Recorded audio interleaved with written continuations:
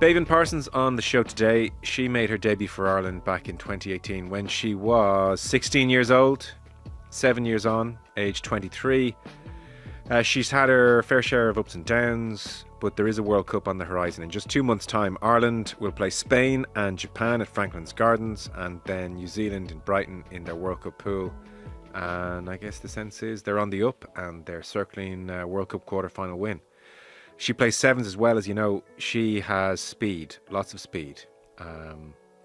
Last year, as Scott Beeman was improving things with the 15s, Beibhinn Parsons broke her leg not once but twice. First time playing in the Olympics in Paris, second time on her return in December, so horrendous. Missed the Six Nations this year, and now finally is back in camp with Team Ireland 2 months out from World Cup. So we thought, let's have a chat. So she's on the show today, we're very happy to say. Beibhinn, welcome. How you doing? Yeah, really good. How are you? Very well. 2024, oh my God. Breaking your leg twice in 5 months. I don't know many people who've done that. That's an achievement. Yeah. Wow. Yeah, they say lightning doesn't strike twice, but in my case, it did. Yeah, it was quite the roller coaster. Learned a lot about myself, especially the second time. So all in all, I'm out the other side of it now, and I'm just so happy to be back training with the girls. I'd say.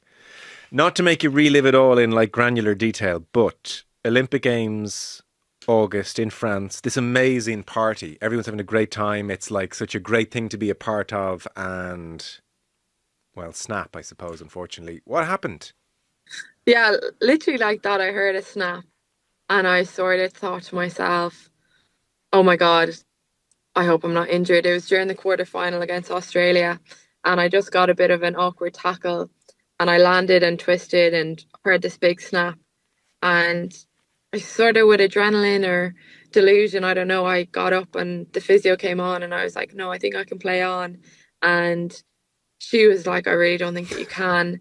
And she was like trying to carry me off the pitch. And I was sort of like, my parents are in the stands, like people at home are watching, like I'll walk myself off the pitch. So I thought maybe I'll, come around and play again tomorrow morning. So I didn't want to scare anyone. So I walked off the pitch, got back up, shook people's hands, did the long walk around the stadium, only to find out then later back in the village, I got it scanned and it was, a spiral breakup through the fibula. So definitely needed surgery. And that was the end of my games. But I still loved the experience and being part of the team. And we got to actually stay on in Paris for a few days after. And people were like, oh, did it hold you back or stop you? But it was actually funny. Like the girls took turns and wheeling me around in a wheelchair, and people held my crutches and still made a really good time of it. So, yeah, the first time around was a bit of a breeze, to be honest, compared to the second time. Yeah. A spiral break sounds worse and more complicated than a clean break. Yeah, I think any sort of break is probably a little complicated, especially lower limb. But the doctor just said like it'll definitely need surgery, and I did a couple ligaments with it, so I just needed to go into Santry and get the job done. Okay. So recovery, that's August, happens, you do what you're meant to do, and then you're all the way down in Cape Town in December for the sevens. What happened this time? Yeah, Cape Town was crazy. Our team and a lot of teams got hit with like food problems, salmonella. People were hospitalized. It was pretty intense. So all the minutes managed and stuff, that type of thing, ended up, you know, we only had a handful of players to choose from because a lot of people were down with illness. And it was, I think, the second game of the tournament, and same thing again, a tackle, and I heard it. It didn't really snap this time. It sort of crunched because there's lots of like, metals, and there's already a plate and screws and all this stuff. And I just heard all of it sort of come apart. And I didn't let out a yell. I didn't scream, nothing. And I was just sort of sat there. It sort of looked like I was in the splits. And I put my hand behind my back to try feel where my foot is. And I like sort of came across it. And I was like, oh no, like it just didn't even feel part of my body Oh, nearly. God. And yeah, but I sort of kept composed, and it took a long time for the physio to realize that I was in a bit of bother. I was nearly like, come on, come on to the pitch. But yeah, there we got it scanned there in Cape Town in the stadium, and I think all the medics were so confused because there was so much metal and hardware in there, and I was sort of trying to explain to them that I'd just done this. But yeah, we got it scanned and it was actually dislocated as well. So got in the back of an ambulance into Cape Town, had a procedure done then and there, and then flew home and back into Sanctuary. Same physio, same surgeons in there, and they were like, "Oh, you're back again." So, yeah. Wow. I guess people have asked you, were you rushed back? Um, I suppose. Uh, don't really know what to say. I think, there's medics there and physios that are there for the well-being of you and for the well-being of the team, and they deemed that I was good to go. So you sort of have to have trust in them, and yeah. Yeah. Um, God, that must have just been whatever about the first time. There was no novelty the second time. I saw you say in your Instagram, knowing what's ahead of me is both a blessing and a curse. I guess the blessing part that you know you can come back from it, but the curse part, knowing how much fun it's going to be over the next 4 months. Yeah, that was it. And you know how sort of isolating it can be, and the first time around I missed WXV and that like historical win that the girls had against New Zealand. So knowing that, okay, I'm gonna miss the Six Nations now, and they're probably gonna do something really special because like such a good group of girls and they're building and the coaching is great, and I just dying to be a part of it. Hmm. So it was just knowing that, this is probably going to be a bit of a longer road the second time, and also have to miss out on more. But I honestly think it was such a blessing in disguise to get injured the second time, because for whatever novelty it was the first time, I learned a lot about myself the second time, and even what I want to focus on and the type of person that I want to be in a team environment. And you have lots of time to think, which is a good thing and a bad thing. But yeah, I definitely was able to outline some goals of what type of teammate I want to be. Okay, interesting. So, well, tell us more about that then. All this thinking time in the dark months of winter. I suppose when I got injured the second time, my teammates just rode in and supported me, and they never faltered. And I'm not amazing at saying it, how grateful I am for it, but I just thought to myself, like, just want to be a very good teammate to the people around me and support them and celebrate them when they do things well, and be a shoulder to cry on if they need it, because they were all those things for me throughout both injuries. So I just want to do that for them in training and on the pitch. And how was the physical side of the rehab second time around?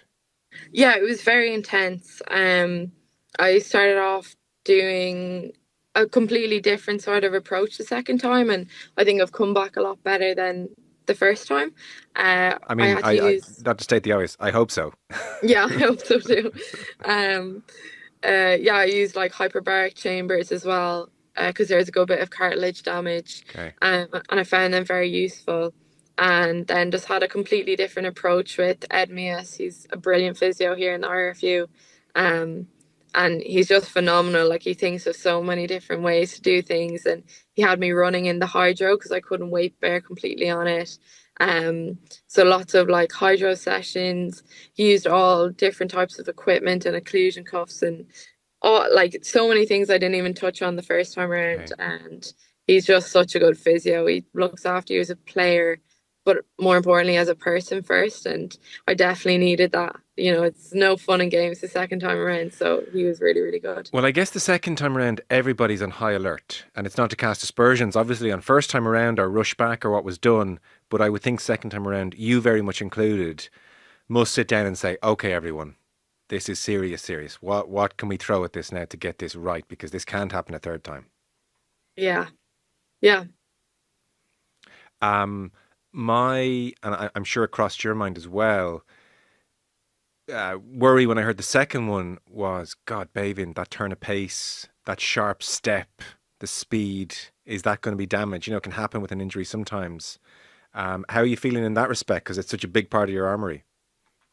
Yeah, definitely. And it's something that I worked on a lot with Ed, and he created drills for me to do in the gym. So then when I made the transition onto pitch, it was seamless and it felt like, okay, I've done these things before.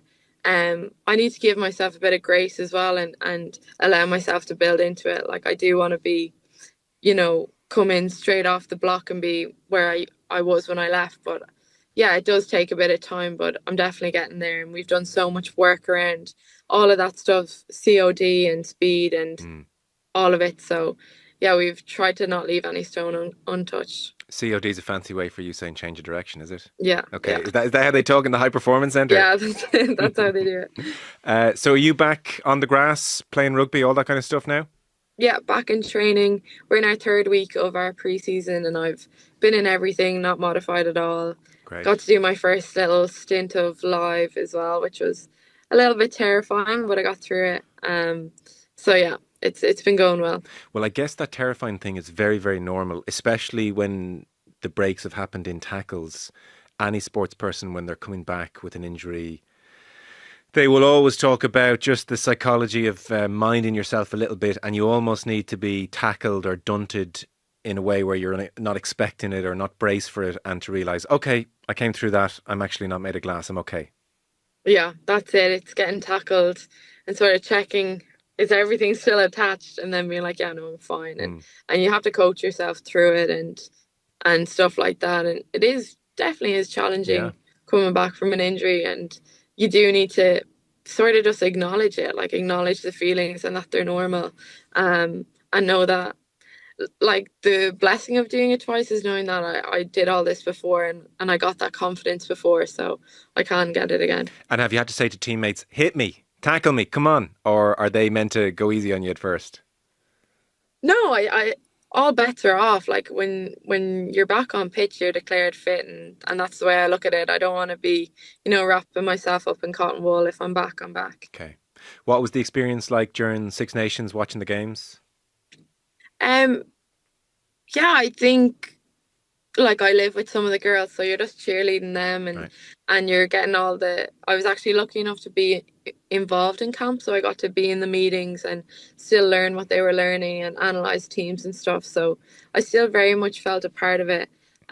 But just knowing that I wouldn't play, so it was good to just be a support for the girls, or a lot of them sort of could say anything to me because I wasn't actually in the playing group and stuff. So I just wanted to support them and cheerlead them, and I think they did really well. But they're probably going into a World Cup not complacent at all, especially with that last loss. Yeah. Um, but I think that might be a good thing in the long run.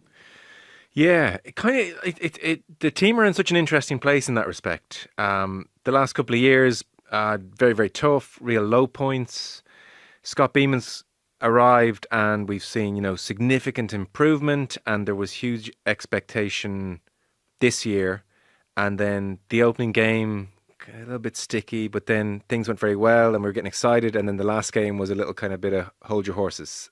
So progress maybe isn't linear. It's a little up and a little down, a little back and a little forth. It's been that kind of a thing. But on the whole, it does feel like you are in a good place as a group and things are going in the right direction. That's certainly how it feels. Yeah, definitely. I think a lot of things were thrown at those girls in the last game. A lot of, knocks and Yeah. and people going off injured and whatever it may be. So I think that will stand to us now going into a World Cup, that we've had a game where we're hit with adversity and we know now what it can do to a team and how to overcome it. Um, but yeah, the group is building so well. The coaching staff is brilliant. Our layout of the week is excellent. Like we have two really tough sessions, and then on our lighter days we work on speed and evasion, and then on the other days we work on like specific positional skills, which is really good to do it with pressure off and to get loads and loads of reps and confidence. So I think the layout of our week is excellent and we're really getting the most out of it.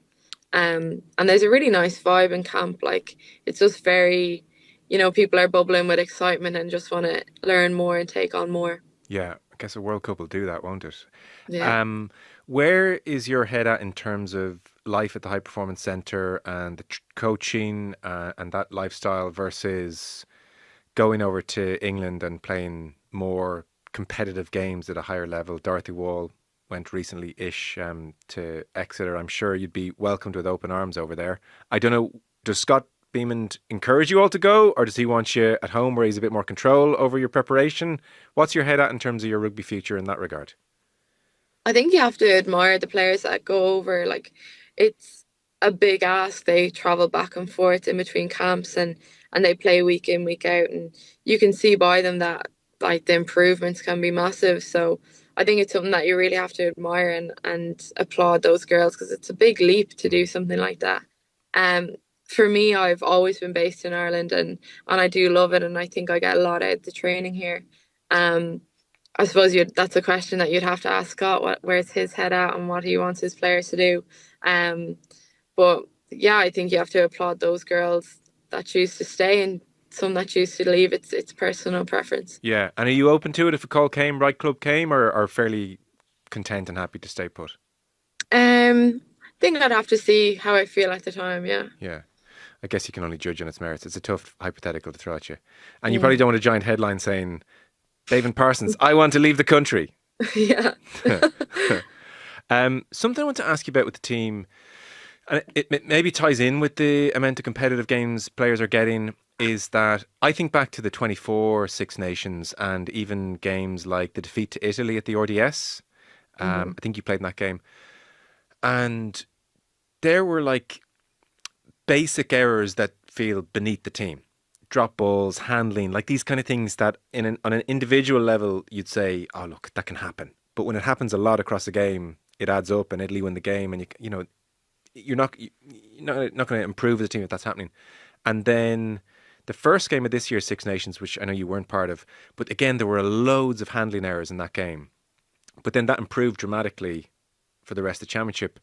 And some of the pundits I was talking to were saying, well, look, these Celtic club games that are happening now, the standards hit and miss, that actually, the players are lacking those high level games to get handling crisp and get sharp. I'd look your perspective on that, like why those handling errors creep in, why they were tidied up more this year.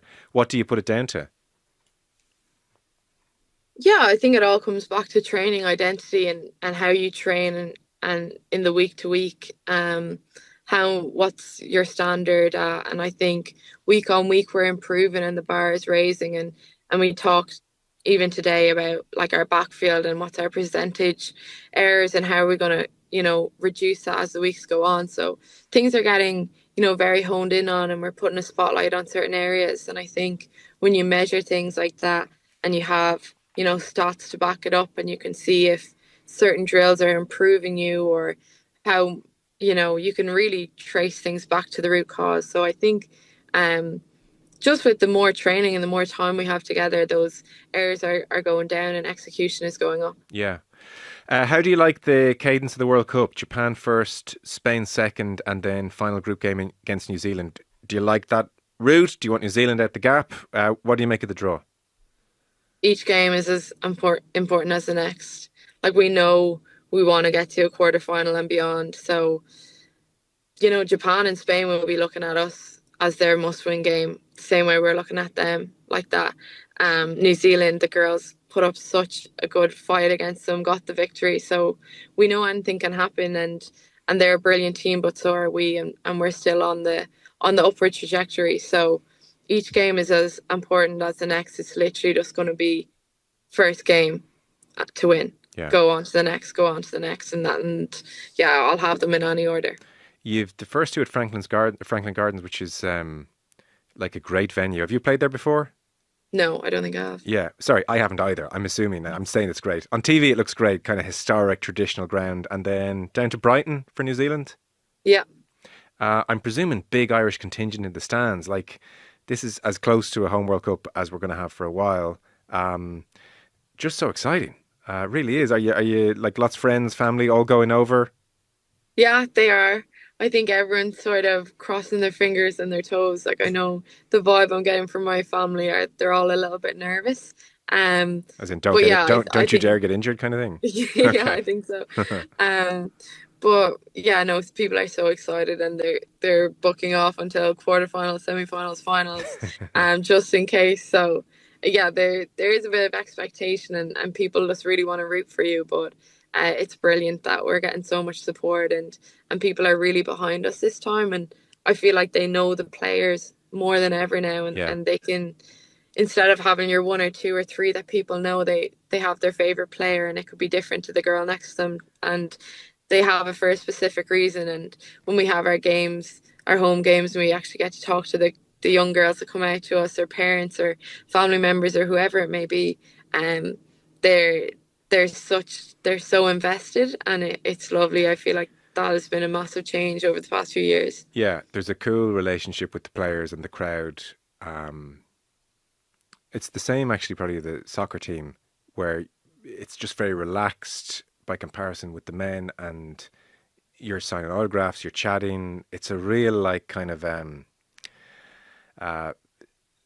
kind of just a convivial atmosphere post match for 10 minutes, 20 minutes, half an hour, 40 minutes, just kind of chilling out there. It's really lovely. Yeah, I think those moments after games are sacred. Like when you can actually talk to the people that come out to watch and support you, and win, lose or draw, like they're always there and excited to see an Irish player. And I think to to give them your best in those few minutes that you get with them is really important. How are you around these games? By that I mean it's a World Cup. On the one hand, huge pressure comes around every 4 years.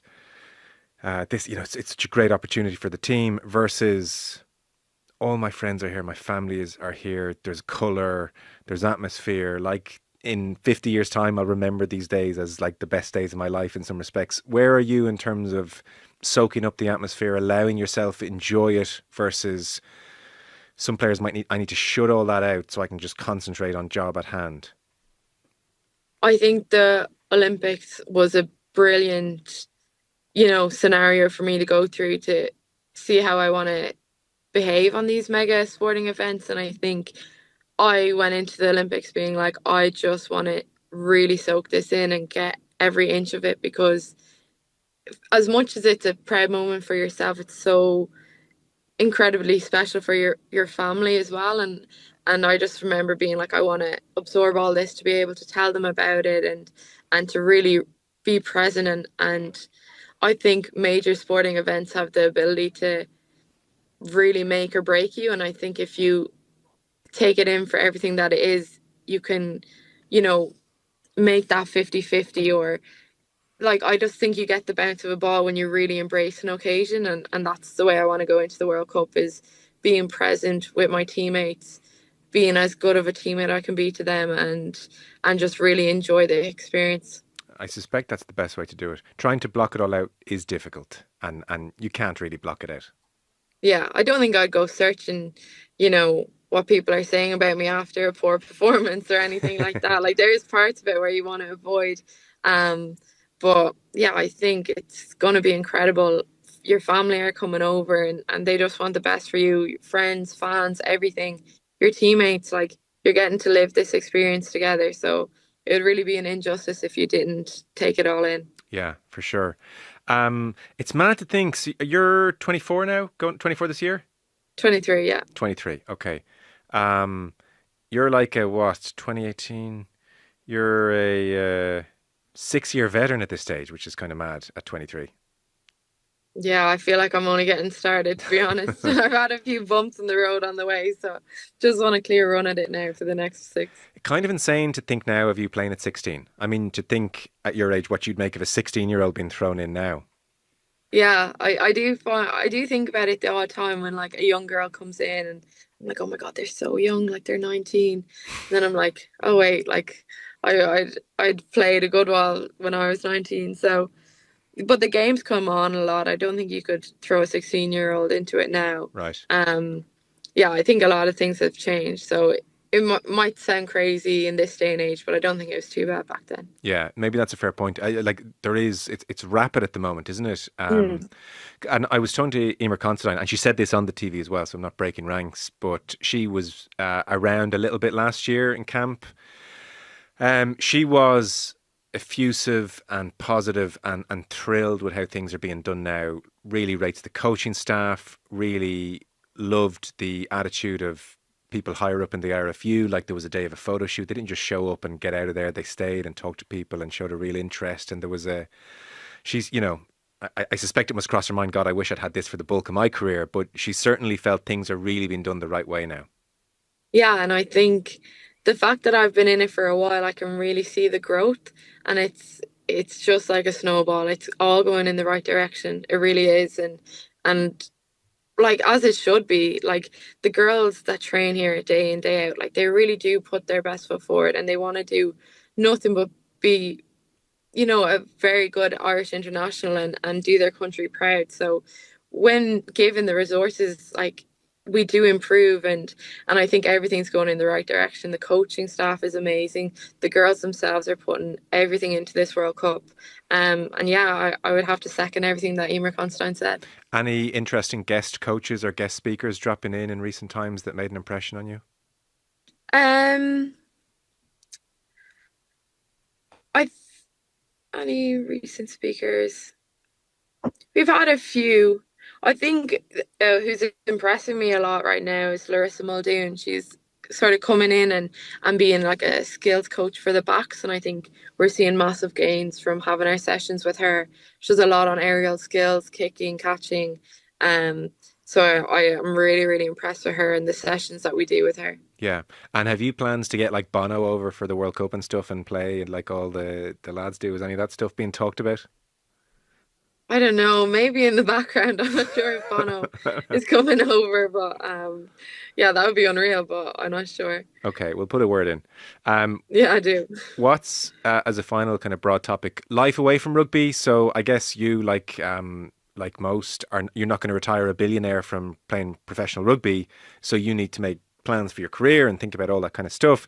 Are you studying? Are there academics at play, or do you kind of dip your toe in the corporate market at all, or what are your thoughts on that whole area? Yeah, I was doing my final year of college this year. It's Right. been a long time coming, but I'm finally finished. So it was great to be able to get that over the line because it does just give you peace of mind, especially when you're injured, that you still have something to fall back on and you've gotten a degree and you're sort of where you should be at your sort of age and stage. So Yes. Yeah. it just gives you a bit of peace of mind, and I'd always encourage girls coming in, even though it's a lot more professional now than when it was when I entered in, I would still encourage them all to try to go to college and get a degree or do a diploma, just have something for themselves. Because it is important, and it gives you a bit of confidence as well. What did you study? I did 2 years of biomedical science, and then the Seventh Circuit really picked up, so we did a lot of traveling. And I thought, okay, I can't really keep this up with all the labs and practicals. So I went into communications, because it was a lot assignment based, and it was pretty manageable to just chip away at it and do some stuff remotely. So yeah, I finished up with communications just there. Okay, interesting. Any idea what you'd want to do for a career beyond rugby? No idea yet. Yeah, leave me alone. Yeah. I'm 23. I got a World Cup to deal with. Go away. Yeah. You said you live with a couple of teammates. Who are they, and what's that like? Good or bad, being with people who are, also talking about rugby, thinking about rugby, rugby, rugby, rugby. Well, I love it, to be honest. I live with Aoibhinn Riley, so she's like one of my best friends my whole life. Um, then I also live with Erin King and Neve O'Dowd. So the Oh, four of us are just, per Aaron. yeah, Sorry, we love living with each other. sorry. I interrupt you. Per Aaron King. Oh Oh, my God. yeah, Injury. World Cup. Horrific. yeah. No, it's been really hard, and she's such a strong character, and she works so hard in here in rehab every day, and she's making massive improvements, and honestly, it's just a testament to who she is as a person. She's had such a horrible injury, and it's very complicated. So Right. like no one can really even relate. It's been so tough, but she's just been so strong through it all. So living with her and seeing how she operates firsthand is like really inspiring. Yeah. So sorry, I interrupted. It's a fun house. Aside from tough time Aaron's been through, fun house.